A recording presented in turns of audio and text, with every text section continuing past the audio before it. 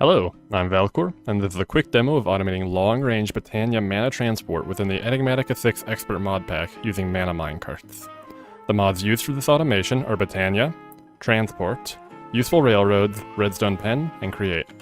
I'm also using modified Apotheosis spawners from my shulk-me-not. To begin with, we have a mana pump hooked up to our mana pool. A vanilla redstone comparator is set to subtract mode. There's an analog lever from Create set to signal strength 14 into the other side of the comparator here. The effect of this comparator will make it so that it only outputs when this card is absolutely full.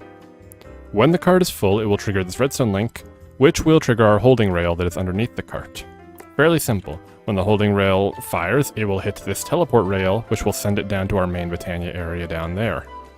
Our teleport rail up top is set to drop our mana cart directly onto this holding rail here.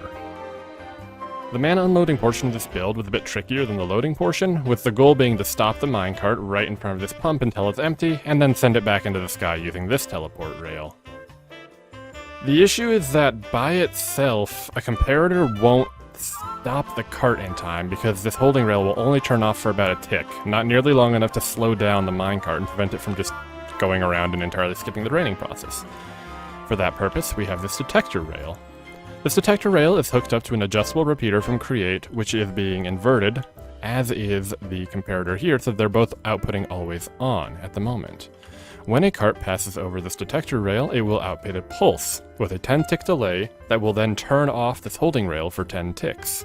The brains of this operation is the redstone logic control, effectively acting as an AND gate, requiring both the negative comparator and the negative repeater to be on for this track to be on. The adjustable repeater will temporarily turn the track off long enough for the mana minecart to be caught on it, and for the comparator to actually get an accurate value read from it.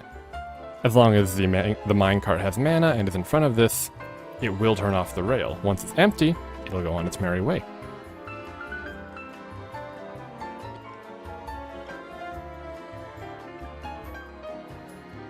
And it was very hard to actually get footage of, but as you can see, it teleported down, tripped the detector rail, turned off this rail for 10 ticks, as the shulk-me-not making sounds up there, unloaded the mana into this mana pool with a recessive spark, transferring it to all of these other mana pools, which is a very useful setup by the way, and went back up. Pretty useful. You might need to adjust how many ticks you delay for, depending on how far your detector rail is from your holding rail. But this 10 ticks seems to work fine for me. That is about all I have for this automation. One more tip I have.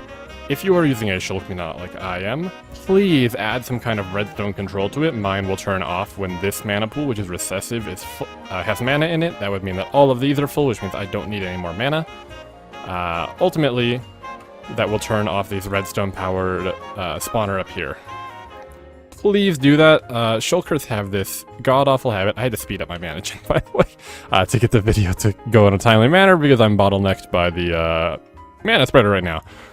Expert pack. Fun times. This will turn off this spawner if we are full on mana, so we don't have a bunch of shulkers just hanging out for no reason. Very important if you're using mob power, pretty much. I hope this video was helpful for you. If you need any further help, drop me a comment and I will help if I can. And thank you for watching.